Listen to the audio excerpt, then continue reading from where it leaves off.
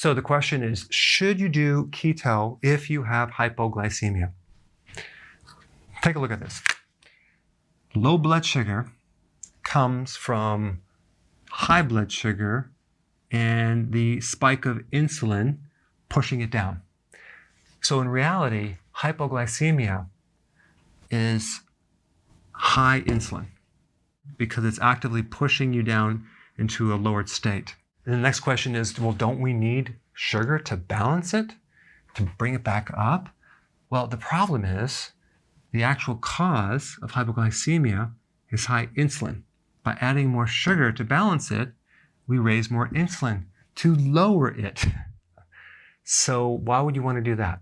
Now, insulin resistance, which you see in diabetes all the time, especially type 2, and also in type 1 as well, is caused by too much insulin or chronic exposure to insulin as well. But when you have insulin resistance, which so many people do, your body is actually making 7 times the amount of insulin that you need than a normal person.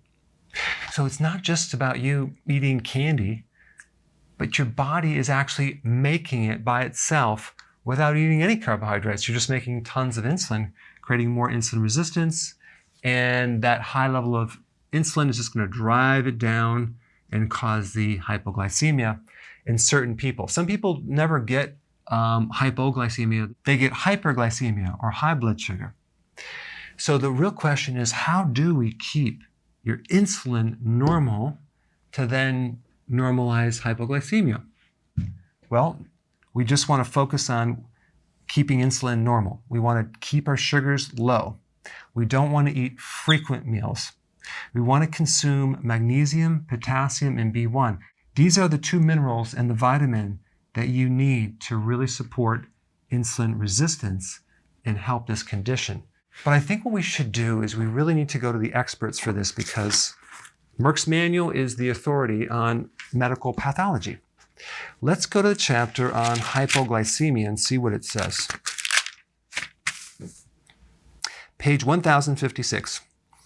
Diabetic patients taking insulin should always carry sugar lumps or candy with them, and the patient's family and friends should be instructed to recognize the symptoms of hypoglycemia, which is dizziness, lightheadedness, irritableness, even fainting spells, and in giving the emergency treatment mentioned above. Okay, so we want to give them sugar, right?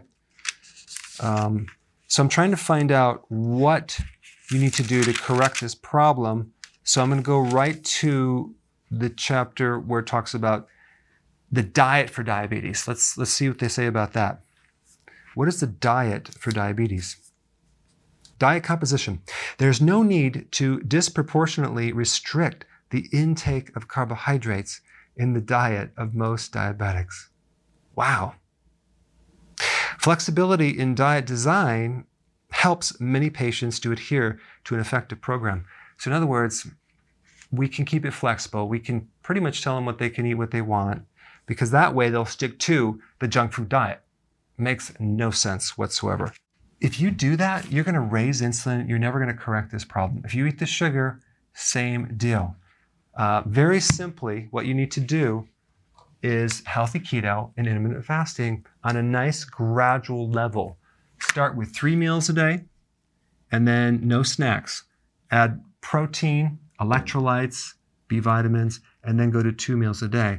What's going to happen, you'll transition over to burning fat, and the need for insulin will go down. The need for running on blood sugars will go down, and you won't have this anymore. It's very effective. All right, thanks for watching. Hey guys, real quick, I have a new healthy keto eating plan for you. Just go to drberg.com. It's right on the front page. I put a link down below. Download it. It's free. Check it out.